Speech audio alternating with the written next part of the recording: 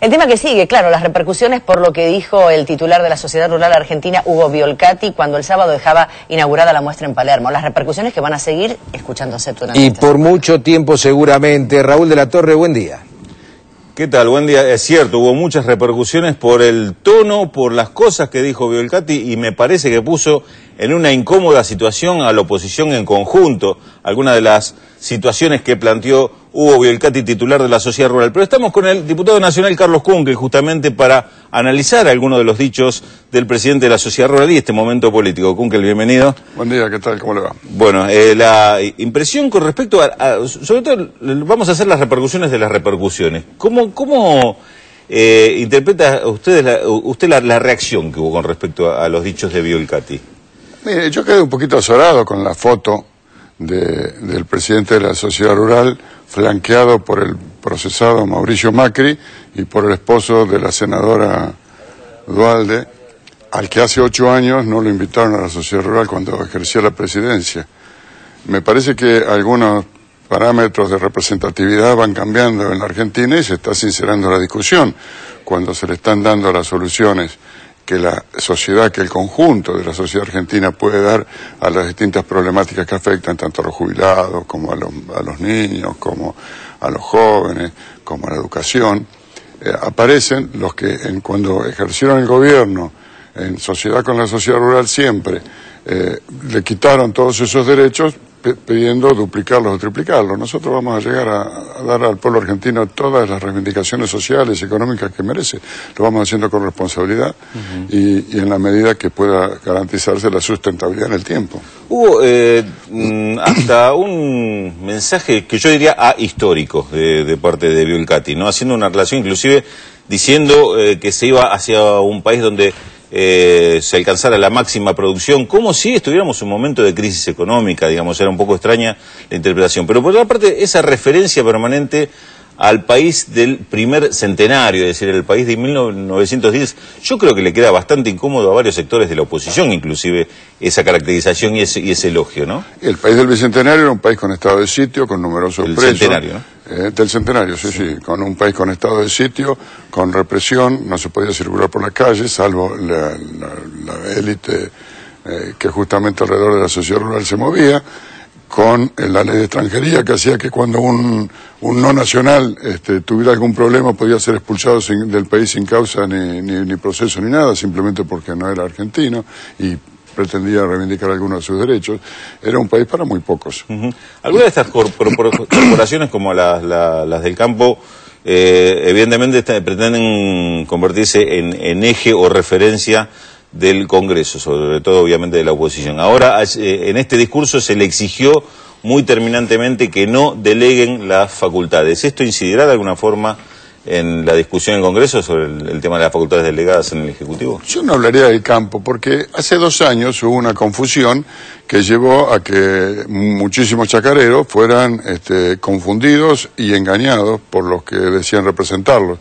Entonces hicieron el juego a la oligarquía, que no son los chacareros, evidentemente, sino un poder económico concentrado, ligado también a los monopolios mediáticos y sobre todo a la renta financiera. Entonces, ¿a cuánto representa realmente Violcati y la Sociedad Rural Argentina? Cuando se sinceran los intereses, y ahora todos reconocen que la segmentación que nosotros en la Cámara de Diputados habíamos hecho con respecto para beneficiar a los pequeños y medianos productores y a la distancia, y a los reintegros de fletes, y había una serie de cuestiones que podían ser mejorables, pero que beneficiaban a la inmensa mayoría de los productores agropecuarios y tal como se aplicaron las retenciones, seguramente cualquier chacarero sabe que si se hubiera aplicado la 125, no como la redactó el equipo de Felipe Solá, a través de Martín Lustó, que era el ministro de Economía, y un hombre que sigue siendo su programador económico, que realmente contenía gruesísimos errores. En la Cámara de Diputados lo corregimos, contemplando la mayoría de los aspectos que podían beneficiar,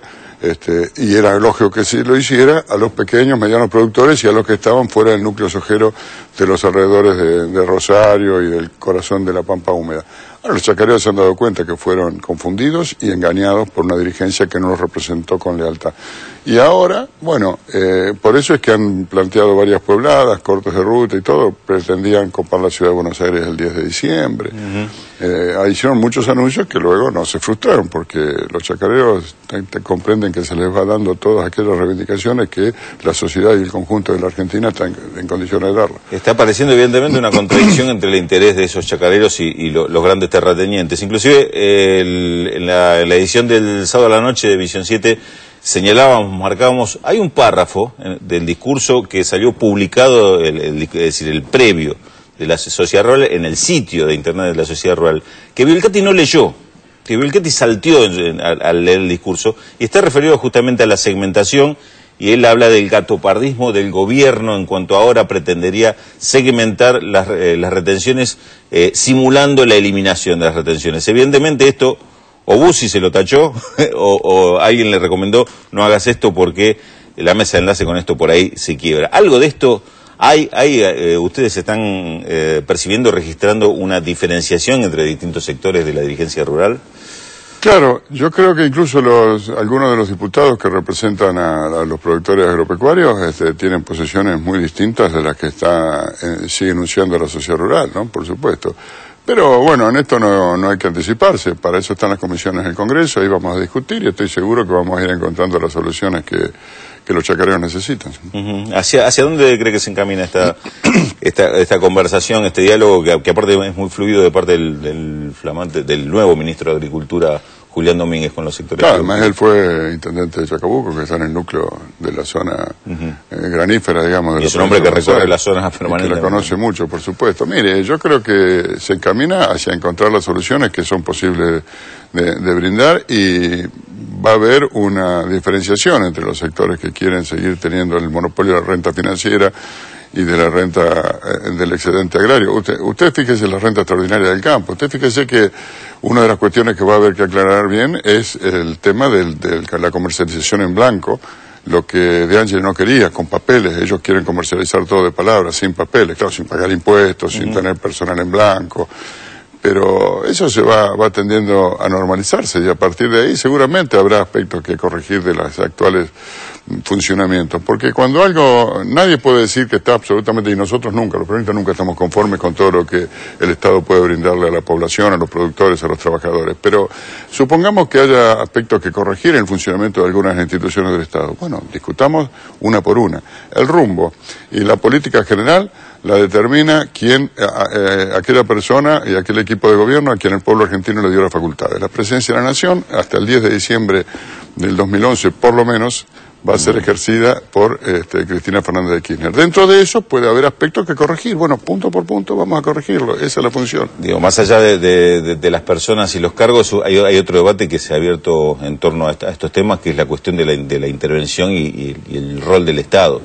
Cuando se discutió, por ejemplo, el tema de modificar la ONCA, el órgano nacional de control comercial agropecuario, hubo sectores que prácticamente pedían la eliminación de todo tipo de control o regulación, mientras otros plantean, bueno, modifiquemos, pero que no desaparezca el Estado. Es contradictorio, porque la sociedad rural argentina, que es en los 200 años, ellos o sus antecesores fueron los apologistas del libre cambio y de exportar sin cobrar tasas aduaneras y todo ese tipo de cuestiones, y no permitir el desarrollo de la industria local.